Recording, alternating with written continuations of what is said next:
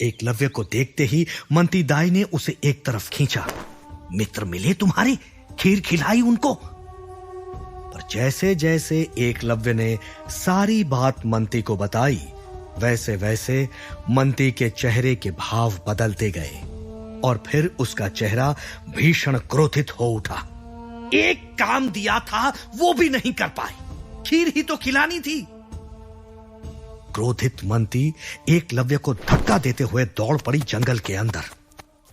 बुत सा खड़ा एकलव्य अचंभित था अपनी प्यारी दाई मां का ऐसा रौद्र रूप देखकर। पर उसी समय एकलव्य ने जो देखा वो भी उसके लिए अचंभा ही था। सामने कौवों का बड़ा सा झुंड अकड़ा मरा पड़ा था और जैसे एकलव्य के कदम उस तरफ बढ़े, उसने देखा वो कढ़ाई जिसमें खीर अभी भी चिपकी थी। बिजली की रफ्तार से उसके दिमाग में कई विचार दौड़ पड़े। क्या इस खीर को खाकर मरे ये कौवे? इसी खीर को खाने के बाद तो मुझे भी चक्कर आया था। दुविधा में पड़ा एकलव्य चल पड़ता है मंती दाई के पीछे। काली गंगा नदी के तट पर उस घने जंगल में इस कहानी का हर पात्र किसी ना किसी को ढूंढ ही रहा था। क्या आज की इस खोज से महाभारत की रूपरेखा बदल जाएगी? भीम, भीमसेन, भैया भीम की पुकारों से काली गंगा नदी का तट गूंज रहा था, पर भीम का कोई पता नहीं था। तभी युधिष्ठिर की नजर पड़ी भीम की एक खड़ाऊ पर। उसे उठाने वो चला ही था कि सामने तट पार उसे झाड़ियों में कुछ हलचल दिखाई दी। युधिष्ठिर वहां पहुंचे और झाड़ी को हटाकर बोले, भीमसेन, जागो, बाहर आओ। मगर उन झाड़ियों से जरासंध के 3 सैनिक बाहर आए और अपनी तलवारों से युधिष्ठिर पर हमला कर दिया। अकस्मात हमले ने युधिष्ठिर को संभलने का समय ना दिया, पर तभी 3 तीर एक साथ आकर उसकी तरफ बढ़ी तलवारों को काटते हुए निकल गए। युधिष्ठिर ने देखा भीष्म धनुष लिए तीर चढ़ा रहे थे, क्योंकि नदी तट को चारों तरफ से घेर लिया था जरासंध के सैनिकों ने। भीष्म ने आज्ञा दी, सब मेरे पीछे आ जाओ। कुंती सहित बाकी पांडव भीष्म के पीछे खड़े हो गए और फिर परशुराम शिष्य भीष्म ने तीरों की झड़ी लगा दी और जब वो रुके तब काली गंगा का पानी लालिमारत था और चारों तरफ जरासंध के सैनिकों के मृत शरीर बिखरे पड़े थे। एक अधमरे सैनिक से भीष्म ने पूछा, भीम कहां है? जिस भीम को सब ढूंढ रहे थे वो तो उसी काली गंगा नदी के पानी में अपना मृत शरीर लिए बहे जा रहा था और इसी बात का विश्वास दिला रही थी मंती दाई जरासंध को। महाराज, भीम मर चुका है, आप निश्चिंत रहिए। अब बचे हैं 4 पांडव और कुंती। पर इससे पहले कि जरासंध कुछ कहता, लहूलुहान लड़खड़ाता एक सेनापति उसके सामने आकर गिर गया और बोला, महाराज, भीष्म पितामह, जंगल में पानी पानी। मरणशील सेनापति की तरफ पानी लेकर बढ़े सैनिक को रोकते हुए जरासंध ने सेनापति से पूछा, तुमने भीष्म को देखा? सेनापति बोला, जी, कुंती, युधिष्ठिर, नकुल, सहदेव के साथ काली गंगा नदी के तट पर भीष्म ने अकेले हमारी सारी सैनिक टुकड़ी मार डाली।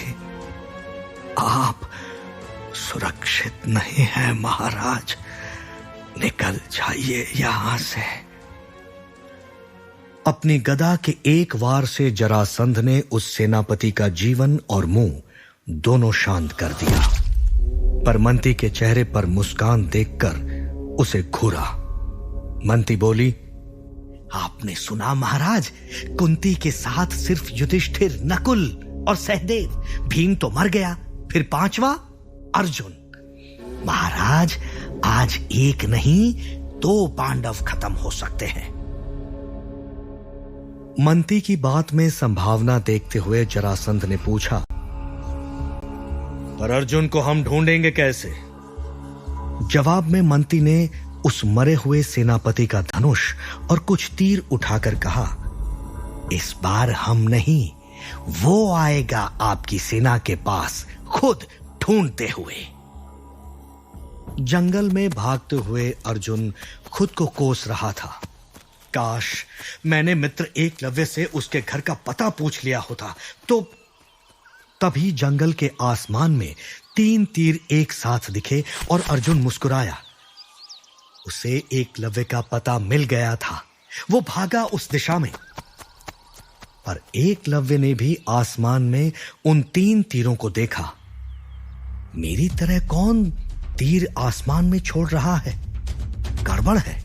एकलव्य भी भागा उसी दिशा में। गड़बड़ की खोज में भागते एकलव्य को यह नहीं पता था कि उसका सामना जिससे होने वाला था वो उसके विश्वास और ममता की माई मंती दाई थी। कालीगंगा नदी तट पर भीष्म और हस्तिनापुर की सेना भीम को ढूंढ रही थी, जबकि जंगल की दूसरी तरफ जरासंध की सेना घात लगाए बैठी थी अर्जुन के लिए। पर इस बार स्वयं जरासंध मोर्चा संभाल रहे थे। काफी प्रतीक्षा के बाद भी जब अर्जुन वहां नहीं पहुंचे, तब जरासंध ने अपने सेनापति से कहा, सैनिकों को चारों तरफ भेजो, ढूंढो अर्जुन को। इन सब से अनजान मंती दाई जंगल में चले जा रही थी कि अचानक कोई कूदा ठीक उसके सामने। मंती के सामने खड़े एकलव्य ने पूछा, आपने जो खीर बनाई उसमें विष था ना दाई मां? आपने वो खीर भेजी मेरे हाथों पांडवों को मारने के लिए? और अगले ही पल एकलव्य के चेहरे पर पड़े थप्पड़ ने उसे जमीन पर गिरा दिया। एकलव्य की आंखों में घूरते हुए मंती दाई ने कहा, हां, क्योंकि निषादों के राजा महाराज जरासंध की सहायता कर रही हूं मैं। ये राजनीति की रणनीति है। तुम्हारे जैसे मूर्ख बालक को यह समझ नहीं आएगा, जो अपने ही पिता के शत्रुओं से मित्रता किए बैठा है। अपने आंसू पोंछते हुए एकलव्य कहता है, पांडव हमारे शत्रु नहीं, मित्र है। ये सब तुम्हारी लालच है। मैं बाबा को सब बताऊंगा। मंती ने दांत पीसकर कहा, अच्छा, जा बता दे। फिर मैं भी बताऊंगी जो मुझे 10 साल पहले बता देना चाहिए था। सुनना है तो सुन, तू निषादों का खून नहीं है। एकलव्य स्तब्ध था, पर मंती कहती गई, तेरी पागल मां जो एक जीवित बच्चा भी पैदा ना कर पाई, तुझे उठाकर ले आई थी कहीं से। उस दिन तेरे बाबा से सच कह दिया होता तो वो उसी दिन तुझे जंगल में मरने के लिए छोड़ देता। और आज भी अगर यह सच बता दूं तो होगा वही। मुंह खोलने से पहले सोच लेना। मंती वहां से चली तो गई, पर उसके शब्दों ने एकलव्य को निर्जीव कर दिया। मैं अपनी मां बाबा का बेटा नहीं? उसकी आंखों से आंसू बहते चले गए और उन बहते आंसुओं में उसने देखा एक तीर चढ़ा धनुष, जिसका लक्ष्य था स्वयं एकलव्य। एकलव्य का प्रिय मित्र अर्जुन उसके सामने खड़ा था, पर उस पर तीर ताने। गुस्से में अर्जुन ने कहा, तो मुझे मारने के लिए आसमान में तीर छोड़कर जाल बिछाया था तुमने? पर हम राजकुमार हैं, किसी जगह पर पहुंचने से पहले उसका मुआयना करते हैं, इसलिए बच गया मैं। एकलव्य को कुछ समझ में नहीं आ रहा था, पर अर्जुन गुस्से में था। आज सब समझ आ गया है क्यों जरासंध की सेना बार बार हम तक पहुंच जा रही थी। भीष्म पितामह सत्य कह रहे थे, जंगली आदिवासी हमारे शुभ चिंतक कभी नहीं हो सकते। तुम जैसे जंगलियों से मित्रता अपमान है हमारा। आग में घी का काम किया अर्जुन के शब्दों ने, और एकलव्य उठ खड़ा हुआ। मेरी मित्रता पर संदेह तुम्हारी भूल है अर्जुन। अर्जुन बोला, उठाओ अपना धनुष, आ जाओ सामने। किसकी भूल और किसका सत्य अभी यही साबित कर देते हैं। एकलव्य ने अपना धनुष उठाया नहीं, परंतु अर्जुन ने अपने तीर छोड़ दिए। एक तरफ कूदा एकलव्य और बचाया स्वयं को। अर्जुन बोला, आज मेरे परिवार के साथ विश्वासघाती एकलव्य का वध होगा या फिर मेरा। प्रतिज्ञा ले रहा है पांडुपुत्र अर्जुन। फुर्ती से अर्जुन ने अपने तीरों की बौछार कर दी और एकलव्य को घेर लिया। तब एकलव्य ने भी अपना धनुष उठा लिया और उस पर चढ़ाए तीर। विश्व के सबसे बड़े दो धनुर्धारी एक दूसरे के सामने अपना शस्त्र ताने खड़े थे। मन बालक का ही था, परंतु संकल्प एक दूसरे का वध था। और ये दोनों तब तक नहीं रुकने वाले थे जब तक कोई एक मर न जाता।